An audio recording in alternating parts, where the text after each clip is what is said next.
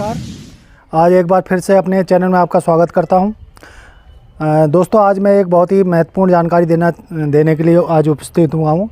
आज एक ऐसी बीमारी के बारे में बता रहा हूं जो बकरियों में अक्सर होती रहती है। वो बीमारी है B1 की कमी से। उस बीमारी का नाम है पोलियो एन्सेफेलाइटिस।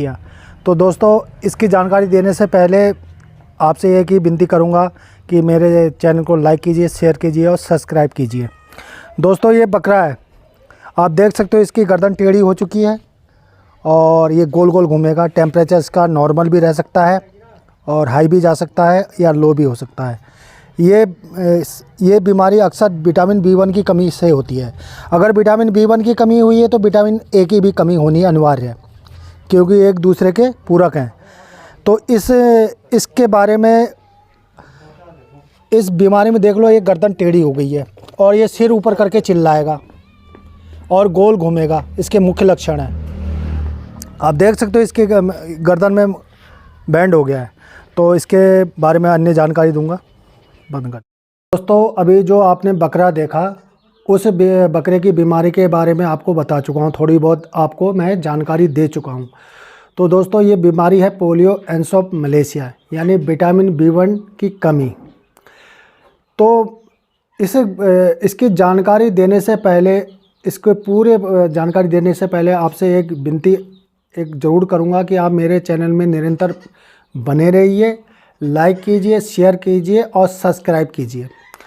दोस्तों, सबसे पहले इस बीमारी के मैं लक्षण लेता हूं।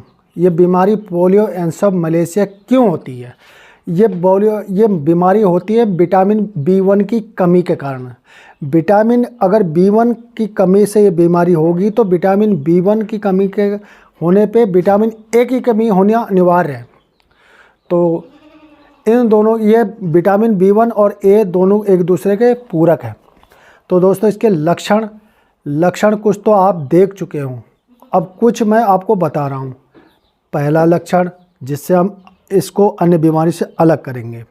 सबसे पहले लक्षण इसका क्या है? जैसे घोड़ा चलता है, घोड़े की लगाम जब हम खींचते हैं तो घोड़ा सिर ऊपर करता है। तो सेम ये कंडीशन इसमें होती है, ऊपर करके, ऐसे करके और चिल्लाएगा। ये हुआ पहला लक्षण। दूसरा लक्षण, इसकी आँखों की पुतलियाँ घूमेंगी। पुतलियाँ मतलब रेटिना, वो घूमेंगी, सर्किल में घूमेगी। दूसरा लक्षण। तीसरा लक्षण क्या होगा? इसका कमर जो है धनुषाकार हो जाएगा, जैसे धनुष होता है वैसी इसकी कमर हो जाएगी। चौथा लक्षण, इसके शरीर के किसी भी अंग में अकड़न हो जाएगी।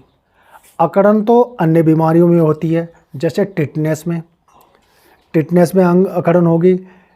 टिटनेस और इससे अलग करेंगे। टिटनेस में मांसपेशियाँ टाइट हो जाएंगी। जैसे आप अपनी मुट्ठी बांधो, इस तरह से करो तो ये टाइट लगेगी, सॉफ्ट। अगर हाथ खुला छोड़ दो तो ये सॉफ्ट लगेगी। ये हुआ अकड़न और टाइट, मांसपेशियाँ टाइट होना। चौथा लक्षण है सर्किल करना, यानी गोल गोल घूमना है, चाहे बाएं से दाएं तरफ घूमे या दाहिने से बाएं की तरफ घूमे। अब ये सर्किल डिजीज सर्रा भी है, लेकिन सर्रा और इसको हम अलग कैसे करेंगे?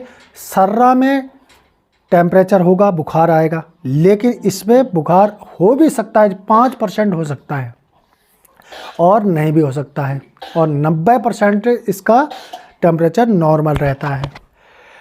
अब हमने थर्मामीटर लगाया, टेम्परेचर नॉर्मल रहा, तो हम सोचेंगे ये बीमारी क्या है। अगर आप इसके लक्षणों के बारे में, इसके बारे में जानते हो तो फट से इसका ट्रीटमेंट करोगे। अब दूसरा है उपचार। उपचार में दोस्तों सबसे बेस्ट इंजेक्शन है इसका, ह्यूमन का आता है ऑप्टिन्यूरोन इंजेक्शन, जो 3 ml का एम्पुल आता है। उसको तोड़िए, 3 ml 15 kg पे आप इंट्रामस्कुलर या IV इंट्रावीनस लगा सकते हो। साथ में न्यूरोकाइन प्लस बेट या मैकाबेट एक्सल लगा सकते हो। और एंटीबायोटिक में अगर गाभिन नहीं है तो ऑक्सीटेट्रासाइक्लिन, गाभिन है तो मोनेसेप इंजेक्शन आदमियों का जो है। और विटामिन A का इंजेक्शन मेरे यहाँ बीटा हेड नाम का आता है।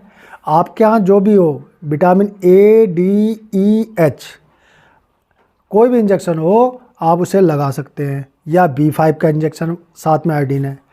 ये हुआ इसका उपचार। अब इसकी सावधानियां के बारे में बताता हूँ, इसको बचाव हम कैसे करें। दोस्तों मेरा ये मानना है कि बीमारी का इलाज करने से बेहतर है हम उस बीमारी को अपने फार्म में आने ही ना दें। तो मैंने ये देखा है कि अगर आप इनको विटामिन B1 की कमी को पूरा करते रहे, देते रहोगे, तो ये बीमारी कभी आपके फार्म में आएगी नहीं। तो मैं तो अपने फार्म में, अपने बाड़े में विटामिन B1 हमेशा निरंतर देता रहता हूँ।